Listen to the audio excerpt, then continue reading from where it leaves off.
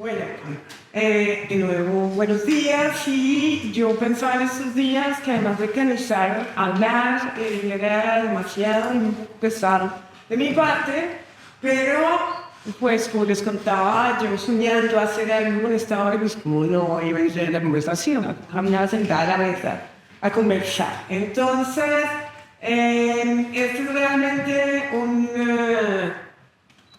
social de pomos. Aquí se me lo sucedió conmigo.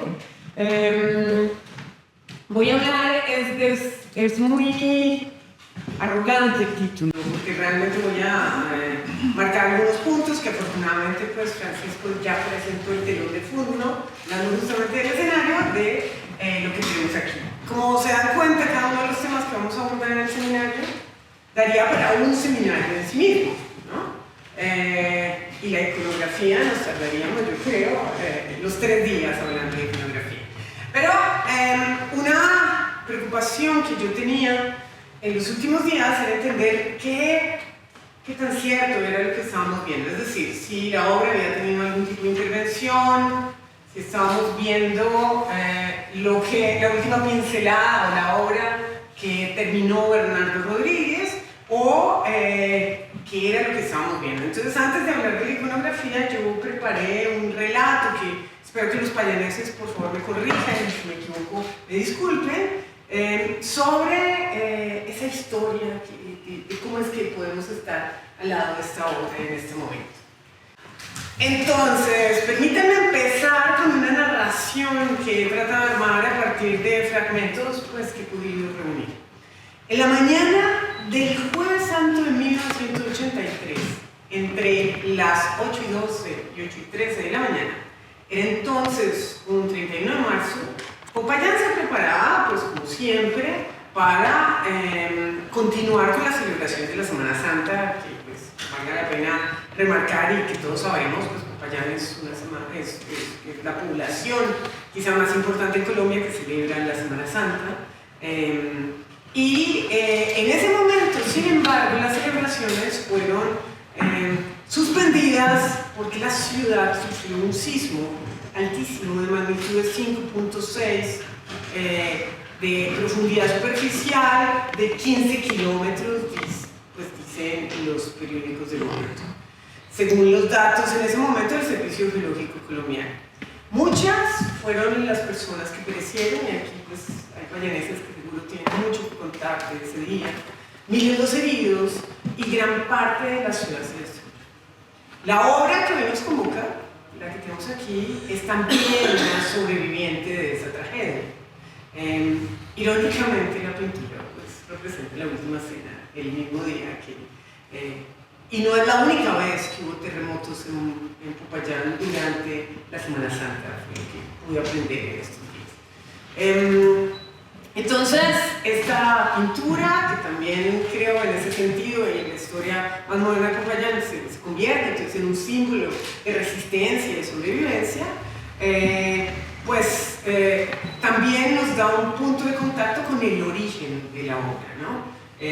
Un terremoto en el siglo XVIII, cuando también sufrió muchísimo la ciudad, es un poco el que va a catapultar la construcción de San Francisco, y en 1780, que ya oiremos a nuestras colegas, que Bernardo Rodríguez se haga cargo de realizar esta obra, como nos muestra el cuadro que ustedes pueden ver ahí, la firma y la fecha. Entonces, para 1983, entonces, este lienzo de casi 6 metros de ancho ya había sobrevivido a múltiples sismos que, como de costumbre, habían azotado a Popayán. Su mismo origen está vinculado al terrible, como les decía, el terrible terremoto de 1736 que destruyó una buena parte del antiguo convento franciscano de San Bernardino, tras el cual comenzó en 1775 la construcción del convento de San Francisco bajo el Colegio de Misiones.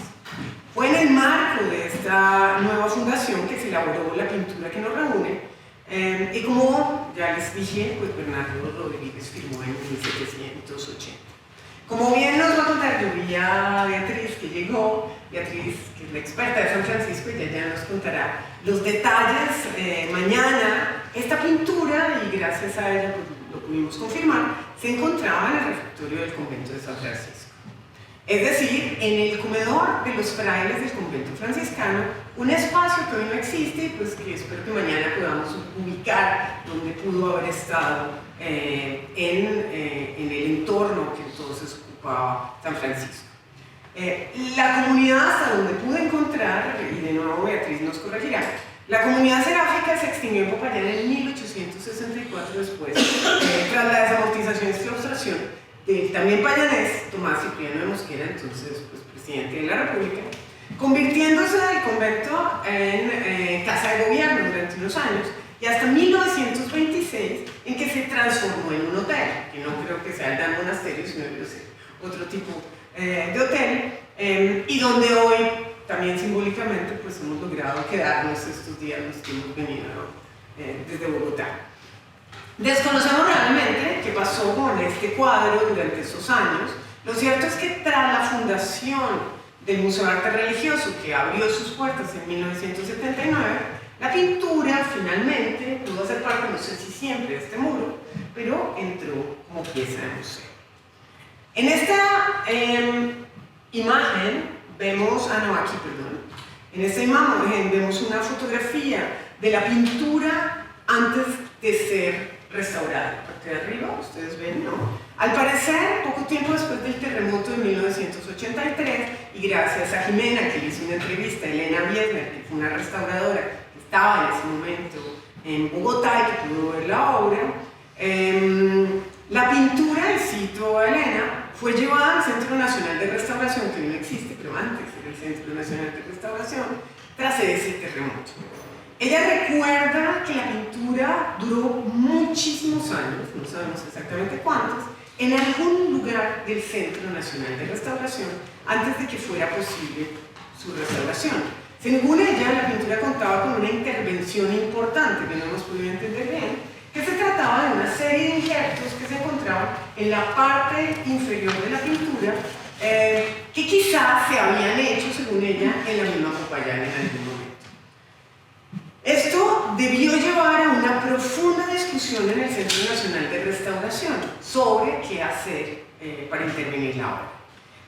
Y ella considera que al final la decisión que se tomó fue una buena decisión, porque mantuvo en gran medida el cuadro. Como ustedes ven, no hay una gran diferencia, ¿no?, entre esa fotografía antes de la restauración. En la restauración se conservó la propuesta iconográfica y formal original. Durante esos años en Bogotá, suponemos que entonces la pintura pudo haber participado en 1986, que hay un catálogo que varios de nosotros estuvimos mirando en estos días, en la exposición de arte religioso sobre Popayán, que se celebró en el entonces Museo de Arte Religioso del Banco de la República en Bogotá, un lugar que tampoco existe hoy. En cuyo catálogo aparece la fotografía que les pusimos aquí, que también Jimena digitalizó mejor que en el libro, y esta historia de su paso por Bogotá, yo creo al detalle, es quizá una deuda pendiente que tenemos nosotros dentro del semillero y que quizá podemos indagar en el futuro para saber qué pasó con la obra durante el tiempo que estuvo en Bogotá. Este breve recorrido, y breve, creo que ya me quedé 8 minutos, nos permite constatar que esta pintura lleva más tiempo en entornos donde fue despojada de su sentido religioso original. Si pensamos en la salida de los franciscanos, ahí hice unas sumas, restas, divisiones, en fin, en la salida de los franciscanos del convento en 1864, es decir, 84 años después de que Bernardo Rodríguez la pintara, es decir, la pintura funcionó dentro del entorno religioso solamente 84 años. Es decir, que esta obra de ya 245 años de vida lleva más de la mitad de su existencia, es decir, 161 años, con su función original secularizada o por lo menos apagada. Y como pieza de museo, 46 años, que no es una cifra de poca monta. Ahora bien, sabiendo que lo que tenemos ante nuestros ojos en este lienzo es lo mismo o muy parecido a a lo que nos dejó Bernardo Rodríguez y que fue contemplado por los frailes seráficos durante su permanencia en el refectorio conventual, pues voy a seguir estos 10 minutos que me quedan sobre la triple iconografía que nos muestra el lienzo también, siguiendo además varias cosas, ya les dijo Francisco que yo iba a decir. Lo primero es que la pintura central, ¿no? La escena central, después de todo lo que nos contó Francisco, pone el acento en la consagración de la hostia sagrada por parte de Cristo como sacerdote, flanqueado por una escena a la izquierda, que ya nos mostró Francisco, donde se encuentran unos ángeles alimentando a San Francisco. Aquí la podemos ver, pero en donde esto es un grupo, ¿no? Comparar con la misma obra, esto jamás... se encuentran unos ángeles alimentando a San Francisco de Asís, y a la derecha vemos a Cristo, quien acompañado por ángeles están alimentando a San Pedro de Alcántara. Aunque Judas Iscariote se diferencia del resto, ¿no? Yo creo que ustedes lo pueden ubicar, quizá en la restauración, o no sé si en la oxidación suscrece la bolsa de monedas que se alcanza a ver aquí, ¿no?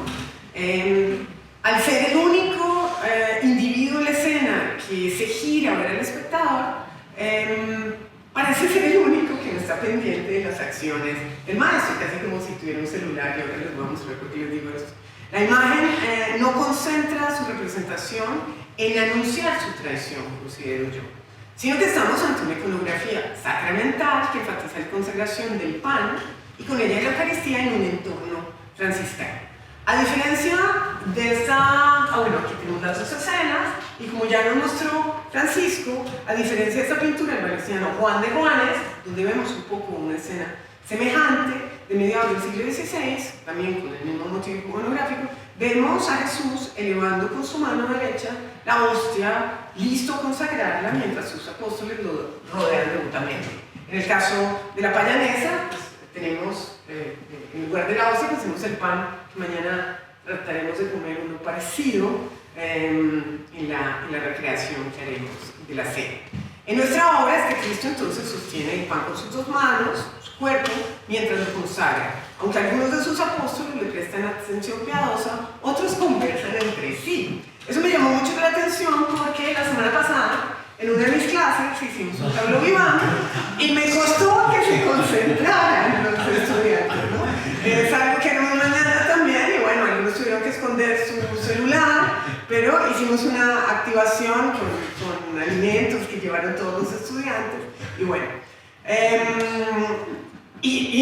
me permitió entender algunas dinámicas de la pintura que hasta ahora no había entendido. Las santas cenas en espacios conventuales franciscanos no son para nada una excepción en la pintura suramericana de los siglos XVII y XVIII. Pero antes de mostrarles unos ejemplos, quiero señalar un poquito más sobre las escenas en los lados. Ahí pues voy a pasar más rápido.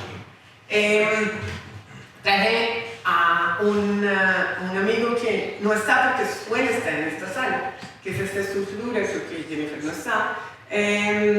Entonces, San Pedro Alcántara, este franciscano extremeño del siglo XVI, buscó en vida seguir rigurosamente la regla de su orden en conventos de estricta observancia y pobreza, ¿no? Pero al no encontrar uno que cumpliera con la estricta pobreza, fundó la rama franciscana conocida como la observancia de San Pedro Alcántara o de la Recoleta franciscana. De ahí que su representación nos muestra un hombre extremadamente delgado, ¿no? O sea, no comía como vamos a comer estos días y como se comió en esta cena definitivamente. Con un estrecho sayal y una desnudez que representó un reto, como decía Esquenone, para los imagineros coloniales. Como debió ser el caso de esta talla policromada que suele acompañar esta sala, que suele estar en una vitrina aquí, justo al frente de la pintura, y que por detrás, no pude tomar ese día, si no estoy mal, que en una serie, bueno, tiene unos cilicios, y pues tiene justamente a este santo penitente que se disciplinaba corporalmente con una fusta de metal, que es la que tenemos acá, y que en la espalda se alcanza a ver como el costillar sangrante. Ahora podemos confirmarlo con Jenny. Justamente es al describir la iconografía de este santo que Héctor Esquenone le dedica algunos apartes especialmente al mencionar las escenas de la vida de San Pedro Alcántara, que se refiere a la comida que compartió con Santa Teresa, y eso fue lo que nos mostró justamente Francisco en una de las escenas de su vida. San Pedro Alcántara comparte una comida a Santa Teresa de Jesús, él lo invita a comer junto a la venerable beata María Díaz, y en esa escena le sirve Jesús. En ocasiones, pues como en nuestro caso, Santa Teresa de Jesús se desplaza y al que vemos es básicamente a San Pedro Alcántara, que están insistiendo que coma. Según el jesuita Pedro de Rivadeneira en su Flux Sanctorum, lo que ocurre es que un día trata de comer San Pedro Alcántara y experimenta un éxtasis de tal manera que no puede comer. En ese momento, Cristo aparece como un hermosísimo mancebo joven acompañado de una corte celestial. En este caso tenemos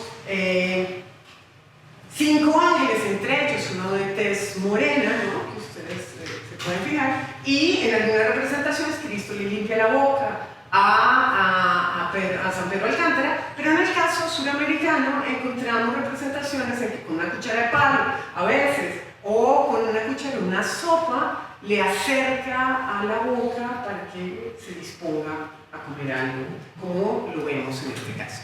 Y aquí vemos una atribuida a Melchor Pérez Holguín, donde vemos un caso semejante, pero siempre como una escena individual. Y como dijo bien Francisco, no tenemos en la iconografía de San Francisco una escena como la que vemos representada aquí. La vida de San Francisco fue representada profusamente en Sudamérica, tanto tenemos ejemplos en Chile como en Perú, y aquí le agradezco a Victoria Jiménez que me pasó algunas imágenes de San Francisco en Cusco, y lo que tenemos son algunas escenas de su vida donde la comida aparece, ¿no? Este es, por ejemplo, el niño, que San Francisco de niño repartía el pan a los pobres, en esta que se encuentra en el convento de San Francisco de Asís en Cusco. También está el milagro de las manzanas, de pronto se acuerdan que la familia que lo hospeda, el niño se acaba de morir y lo esconden en el baúl. Y en algún momento pues él va a compartir con los que están unas manzanas y les dice que saquen las manzanas de este baúl, y sale el niño que ha recobrado la vida entregando las manzanas, y bueno, vemos que el pan no puede faltar, y también el milagro en la casa de un bandolero, donde pues vemos también una escena bastante frugal donde San Francisco la preside. Y por último, claro, el milagro de las esteras, que es también una evocación a la última cena, donde en el caso aquí en Cusco pues es todo un banquete, y lo que hay es una reflexión sobre la orden franciscana y lo estricta que debe ser también pues, ¿no?, la orden seráfica. En este caso, y estoy con Esquenone, que también le dedico, lo busqué casi que no, pero le dedico un momento. Esquenone dice, él propone lo siguiente, y esa es mi propuesta aquí también, es que San Francisco aparece ya con los estigmas, es decir, es una invención, y al aparecer con sus estigmas, y ya que come, y eso hablaremos cuando Rosa y María del Pilar pues, nos compartan sus investigaciones, come sobre una piedra. Es que no le propone que esta escena hay que ubicarla en el monte de Alberna al rato de haber recibido la impresión de las llaves, porque San Francisco quedó muy cansado y los ángeles vinieron a traerle alimentos para reconfortarlo. En ese momento, además, vemos en la escena, aparecen sus pájaros amigos multicolores propios de las representaciones también americanas, que vemos en la escena, que lo reciben y lo saludan alegremente. Como ya llevo un montón de tiempo, yo debería dar ejemplo, obviamente les traje algunas últimas cenas, pero me parecía clave que hagan eso claro. Algunas escenas de la última cena de conjuntos franciscanos, especialmente en Perú, que Eva me ha ayudado durante varios años, que también con esta locura de la última cena, a recoger algunas imágenes.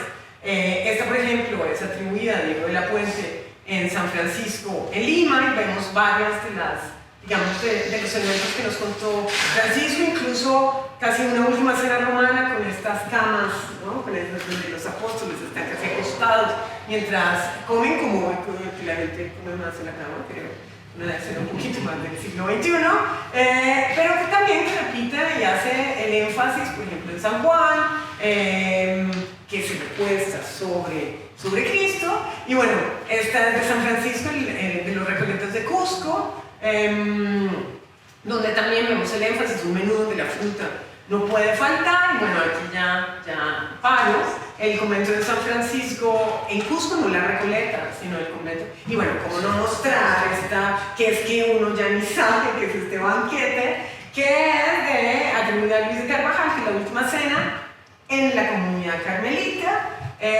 donde, claro, la última cena, porque también las monjas carmelitas juegan un rol fundamental y que sería una obra justamente del siglo XVIII. Y gracias a Lina traje aquí una atribuida a Bernardo Rodríguez en Quito, en la catedral, pues la foto que Lina con mucho esfuerzo hizo, que yo no creo que sea Bernardo Rodríguez, y ahora podemos hablar, pues si es que es Bernardo Rodríguez, pero sobre todo por la iconografía, me parece, no creo que sea, pero bueno, luego podemos hablar de eso.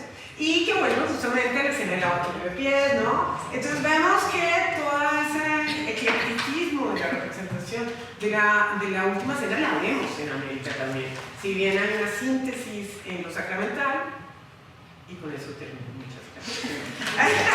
Me morí más.